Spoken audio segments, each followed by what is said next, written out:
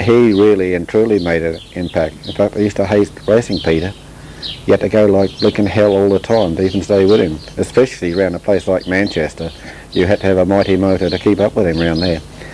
But then, other than Peter, then Dick Fisher, Peter Collins, and all these guys start to appear and come through. And it was a total sort of new breed of Speedway riders appearing quickly over a period of 2 or 3 years. So many new names come into it and established themselves fairly well off the mark. And, well, you was losing count of the names of people coming in. You had to think of who they were in actual fact. Yeah, what do you think Ovie's strong points were? The strongest one of the lot was that if he didn't win a race, he was going to kill himself anyway, I think, more than anything else. He was so determined. I've never seen anyone so blinking determined in their life. I mean, if I lost a race, so I lost a race, that's nothing. But Ovie, he'd just be able to put a hammer through his own head if he lost a race. And he used to walk up and down in the pits before a meeting started. And all he's doing is convincing himself that he's going to win every blinking race of that night. And if he doesn't, boy, he used to be hot on himself. Maybe I would have loved to have been determined as that, but what the hell.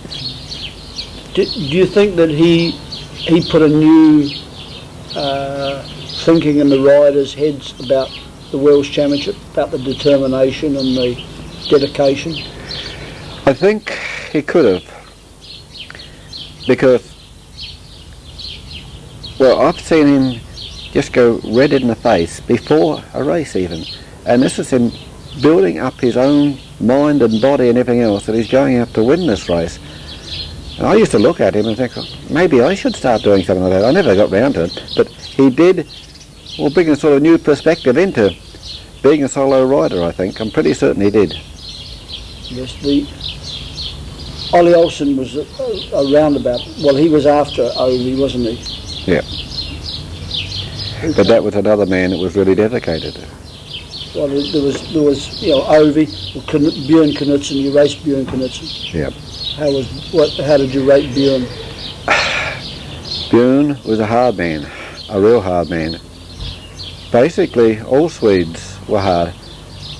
Even in just an ordinary everyday race, it was like they were racing for their country, other than themselves, racing for their country. And it was no hold bards with any Swede. They would hit you, but you would hit them as well, but it was accepted, and it wasn't no hard feelings or anything like that, but you just had to keep it screwed on with all Swedes and go like heck. They were just hard people. Yeah.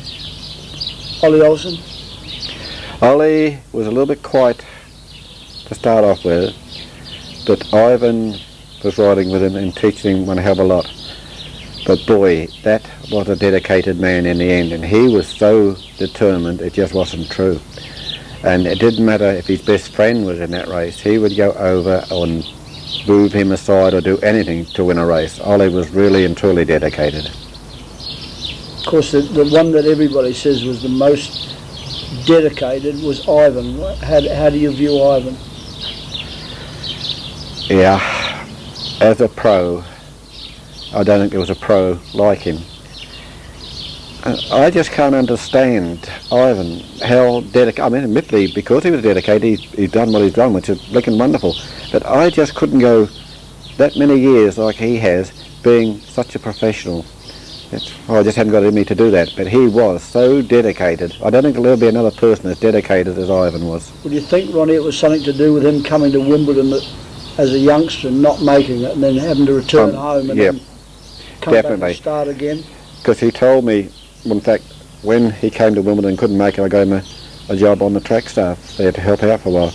But when he came back to New Zealand and went over to Australia, and then riding in Adelaide on a Saturday night and driving cross-country all the way across Australia up to Rockhampton in Queensland, and racing there 3 nights later, then turning around and driving 3 days back to Adelaide again, but doing that for 2 years continuously. Boy, after that you had to be dedicated. And once he got going, then he could think of things like that he'd had to go on through. I thought, I'm never going to do that again, and that's why he really and truly got stuck in. Do you think that probably yourself and Jack Young had this very, very natural talent, and it come very easy to you, and that some of the riders that come after you, namely Ivan and me, we lacked the talent of you, but we had to do it a different way. Yep, I think there's a lot of people like that. A lot of people, they've never done Speedway before, but they start, and it's just something, they click, they're natural, but there's others have got to work, and maybe work for 3 or 4 years before they can really start to click. But once they start to click, because they've had to work for it, that's when they become really and truly pros. They keep working. Where the person where it comes nice and natural and easy from the word go, well, they just don't seem to get that dedicated. They just keep floating along for the business. And I think that's half the trouble. Did you enjoy riding your Speedway bike? Yep, that was the trouble. I enjoyed riding the damn thing, so I used to ride it, but I didn't worry that much about winning or anything else. It was just another thing. How many of the world champions do you think enjoyed riding the Speedway bikes? That is a good one. I mean, all the world finals is fantastic to be in. It's an honour just to qualify, never mind about winning it. But to win it, of course, is nice. But it was still, to me, just another meeting. If you pulled it off, okay, good, and your name was in the papers, but so what? If you didn't pull it off, it didn't make any difference. Oh, so you were one of the lucky ones that enjoyed it and also won. Yeah, but I think, as I said before, it's just because I was so relaxed through injuries that I did win. If I hadn't had any injuries, maybe I would have never won it either. Can't believe that one. What about the right up to date, the Gundersons, who unfortunately has got hurt, Hans Nielsen, the new motor riders? It seems as though they, to me as an outsider, they enjoy winning the money, the adulation, or whatever you like to call it. But I wonder if they really enjoy riding a Speedway bike. Well, basically I've never met any of these people. I've only read up on them all the time. But just from my reading of it, well, everything, as far as I'm concerned these days, at Speedway is money. Nothing but money. And I can't see any of those guys I read on getting any pleasure out of it. They're racing, but they've got pound notes waving in front of their nose all the time. As far as I'm concerned anyway, it's money. Sure. Ronnie, you took a break away from Speedway and you went car racing. What was behind that? You just wanted the break, or?